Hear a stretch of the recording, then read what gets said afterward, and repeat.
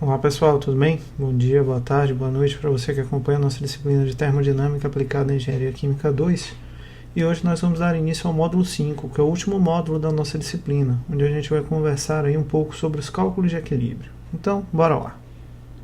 Como a gente viu desde a nossa primeira unidade, a base da termodinâmica para a solução de problemas de equilíbrio é dada para a gente com um critério de equilíbrio baseado na igualdade dos potenciais químicos, de cada um dos componentes em cada uma das fases envolvidas no equilíbrio. Considerando o nosso problema típico aqui na disciplina, que foi um problema de equilíbrio líquido-vapor, a gente pode escrever que o potencial químico do componente I na fase líquida é igual ao potencial químico do componente I na fase vapor. Isso se repete para os N componentes que porventura estejam presentes no nosso sistema. O mesmo critério de equilíbrio pode ser expresso em termos das fugacidades, onde a fugacidade do componente I na fase líquida é igual à fugacidade do componente I na fase vapor. Isso também é válido para qualquer um dos N componentes presentes no nosso sistema. Como a gente também viu no módulo 1, a fugacidade da fase líquida é uma função das composições das fases molares envolvidas ali nos sistemas. E se a gente conhecer a composição de N mais 1 componentes, a gente conhece todas, e a partir daí a gente consegue determinar essas fugacidades de forma adequada. Dentro dos procedimentos de resolução que começamos a discutir no módulo 4 da nossa disciplina, a gente viu duas abordagens diferentes. A abordagem Gama-Phi, que envolvia a representação de não idealidades da fase líquida com o modelo de energia de Gibbs de excesso e as não idealidades da fase vapor com uma equação para a determinação do coeficiente de fugacidade. E esse é o procedimento aí mais normal para ser utilizado em condições de pressões baixas ou moderadas. O procedimento então seria determinar essa fugacidade da fase líquida como uma equação dada pela coeficiente de atividade do componente I vezes xi vezes a fugacidade do componente I no estado padrão, e a fugacidade da fase vapor ser determinada aí pelo coeficiente de fugacidade do componente I na fase vapor vezes yi vezes a pressão do sistema. Existem algumas simplificações no coeficiente de atividade e na fugacidade de referência que podem ser aplicadas aqui nessa equação. A primeira coisa que a gente vai considerar é que o coeficiente de atividade é independente da pressão, e a segunda é que o volume molar da fase líquida é independente da pressão e é igual ao volume do líquido saturado. Lembrando dessas duas definições, a gente consegue escrever essa equação em termos de valores mais úteis para a gente. Com base nisso, a gente pode lembrar da equação para o fator de Point, que é dada pela exponencial do volume do componente I na saturação dividido por RT, que multiplica a pressão menos a pressão do componente I na saturação, e a fugacidade de referência, que pode ser escrita como a pressão do componente I na saturação vezes o coeficiente de fugacidade do componente I na saturação vezes o valor aqui do fator de Point do componente I. Substituindo essa expressão na anterior e igualando as fugacidades da fase líquida e da fase vapor, a gente chega nessa expressão, que é uma abordagem clássica e aplicável aí para uma ampla gama de sistemas e condições, mas que apresenta uma limitação para aplicações de sistemas de alta pressão. A expressão então fica YI, que multiplica o coeficiente de fugacidade do componente I na fase vapor vezes a pressão do sistema, sendo isso aqui o lado do vapor, é igual a γI xi, pressão de I de saturação, vezes o φ de I de saturação, vezes o point do componente I, sendo isso aqui o lado do líquido. Assim como a gente viu na equação que a gente resolveu no módulo 4, utilizando dessa abordagem, normalmente os valores de φ de saturação e point são muito próximos de 1 para a grande maioria dos sistemas, de forma que essa equação pode ser simplificada, chegando a YI, coeficiente do componente I coeficiente de fugacidade do componente I na fase vapor vezes a pressão é igual a γI xi, pressão de I de saturação. Essa é a forma mais normal da gente ver essa equação por aí nos livros. Aqui, só para relembrar, teremos o coeficiente de fugacidade determinado com alguma equação de estado e o coeficiente de atividade, por sua vez, determinado por algum modelo de energia de Gibbs de excesso. O coeficiente de atividade representando não idealidades da fase líquida e o coeficiente de fugacidade representando não idealidades da fase vapor. Conforme eu disse no slide anterior, a abordagem Gama-Phi funciona perfeitamente bem até que a gente chegue em um limite ali de pressão. Quando a gente chega em uma pressão mais elevada, aquela equação começa a apresentar problemas. Então, a gente tem uma outra abordagem para esse tipo de situação, que é a abordagem Phi-Phi. Nesse procedimento, o que a gente tem é que ambas as fugacidades vão passar a ser representadas pelos coeficientes de fugacidade, de forma que a fugacidade do componente I na fase líquida vai ser o coeficiente de fugacidade do componente I na fase líquida vezes xi vezes a pressão total. E o coeficiente e a fugacidade do componente I na fase vapor vai ser igual ao coeficiente de fugacidade do componente I na fase vapor vezes YI vezes a pressão total. Substituindo e igualando essas duas expressões, chegamos a coeficiente de fugacidade do componente I na fase líquida vezes xi é igual ao coeficiente de fugacidade do componente I na fase vapor vezes YI. Essa equação aqui ela é utilizada normalmente para representar esses sistemas de alta pressão, onde a equação com a abordagem gama-φ apresenta desvios. Então ela tem uma aplicabilidade melhor nessa região, onde a outra começa a falhar. Aqui, lembrando, utilizaremos a mesma equação de estado para calcular tanto o coeficiente de fugacidade na fase líquida, como o coeficiente de fugacidade na fase vapor do nosso sistema, e essa é a diferença clássica entre as duas abordagens que estamos aqui considerando.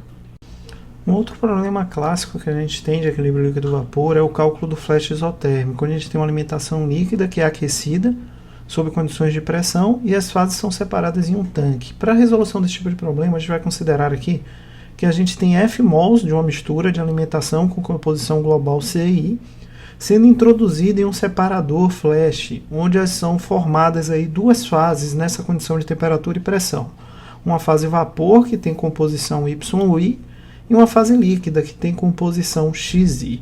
Esse aqui é o esquema básico de operação de um flash isotérmico, e agora vamos ver como a gente consegue tratar esse problema, qual equacionamento a gente tem que utilizar para que a gente consiga solucioná-lo de forma adequada.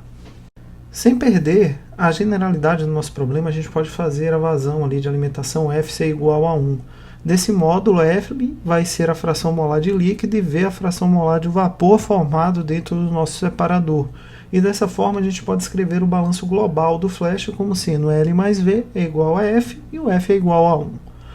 A gente pode ainda escrever o balanço por componentes, que seria FZI, como F é 1 ele vai sumir aqui, onde a gente vai ficar com ZI igual a LX1, XI mais VYI. Então a gente tem aqui o balanço por componentes. Se a gente tiver dois componentes, vai ser essa equação por componente 1, essa equação por componente 2. Se a gente tiver 3, vai ser para os 3 componentes e assim sucessivamente. Por definição, a gente tem uma relação entre YI e XI. O YI vai ser igual a KI vezes XI.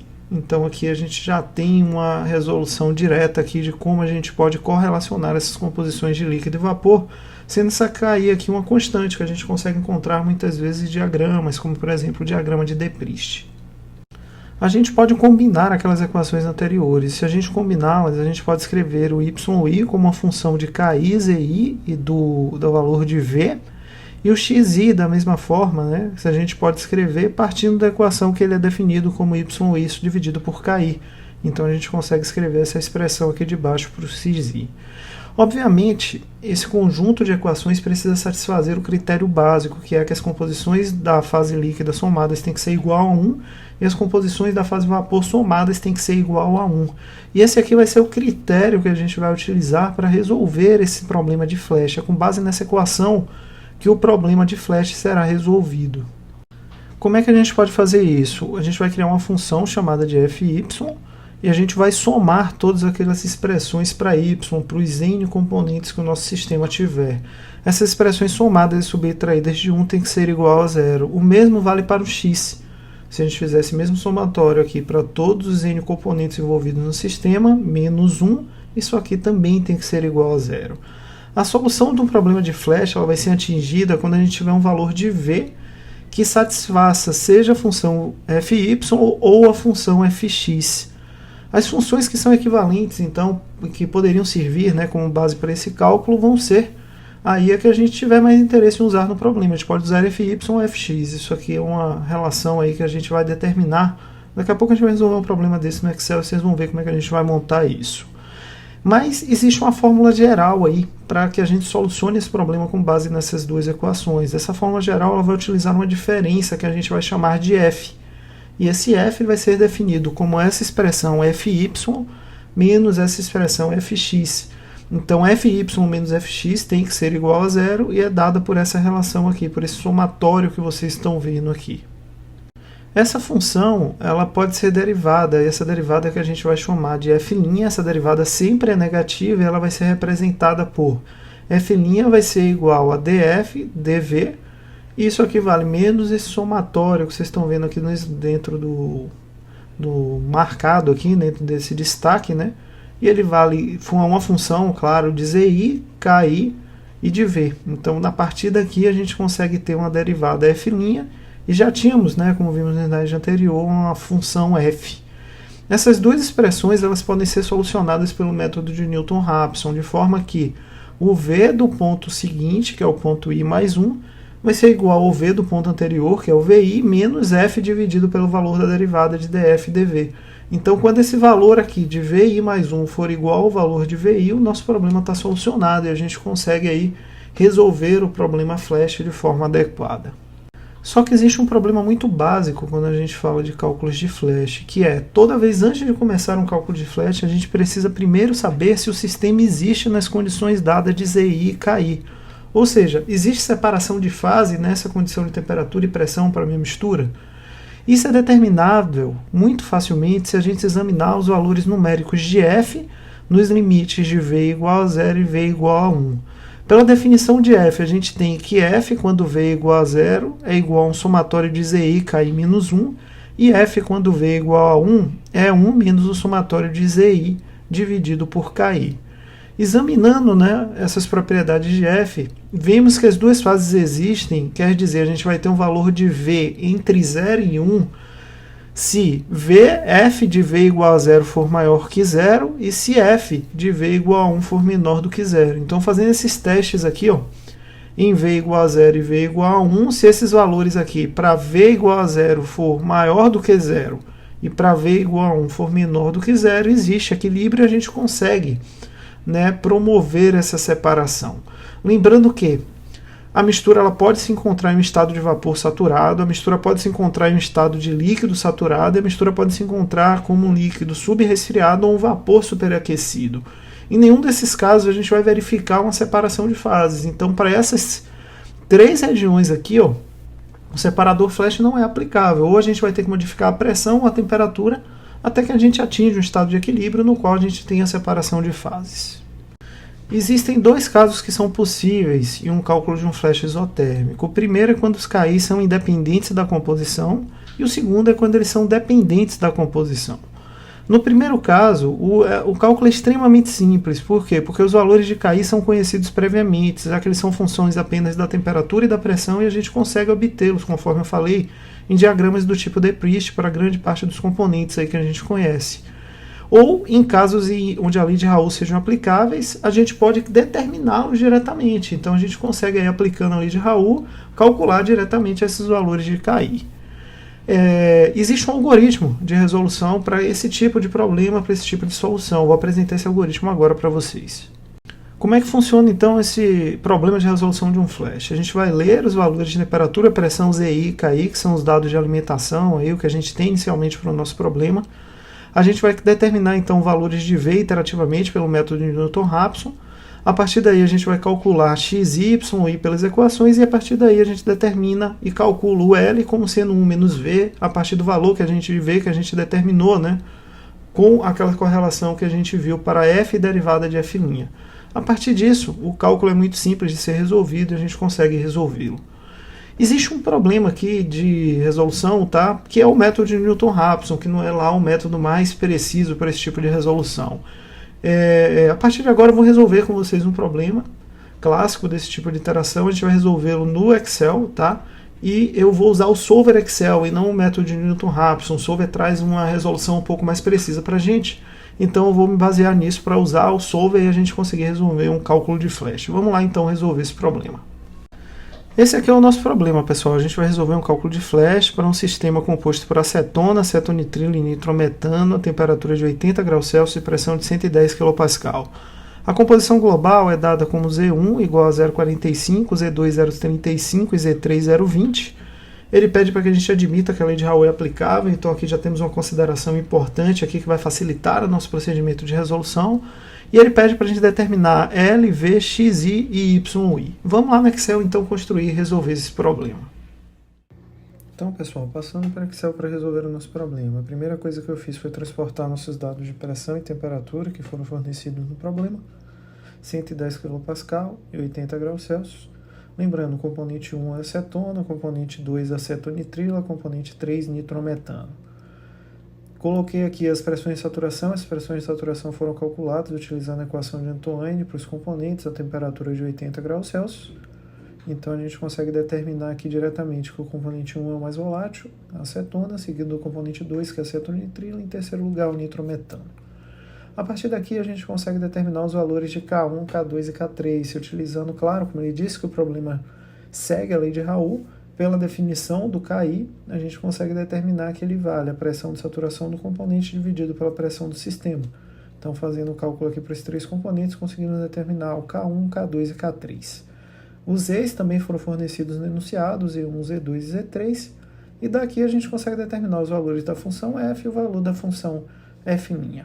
Isso aqui serviria, claro, para eu resolver o meu problema com base naquele formalismo que está apresentado lá no desenvolvimento daquele algoritmo que a gente conversou. Aqui eu não estou interessado em fazer por esse caminho, tá? Eu estou interessado em construir aqui com o solver Excel a nossa resolução. Como é que a gente vai fazer isso? Eu determinei os valores de y1, y2 e y3 partindo daquela definição da equação do y que a gente viu e os valores de x1, x2 e x3 partindo da correlação que a gente viu para a definição do que eram os x em relação aos valores de k e y. Então estão aí escritos todos os meus termos e aqui eu coloquei um valor de v igual a 0 e l igual a 1 como a estimativa inicial. Vamos passar então o solver para resolver esse problema. No solver o que é que a gente vai fazer? A gente vai setar como objetivo a célula do y1. Eu vou pedir que esse somatório aqui assuma o valor da unidade, alterando o valor da célula V. Célula aqui do valor da composição ali, né, da mistura na fase vapor. E eu vou adicionar uma restrição. Que restrição é essa? Que esse somatório aqui do x seja também igual à unidade.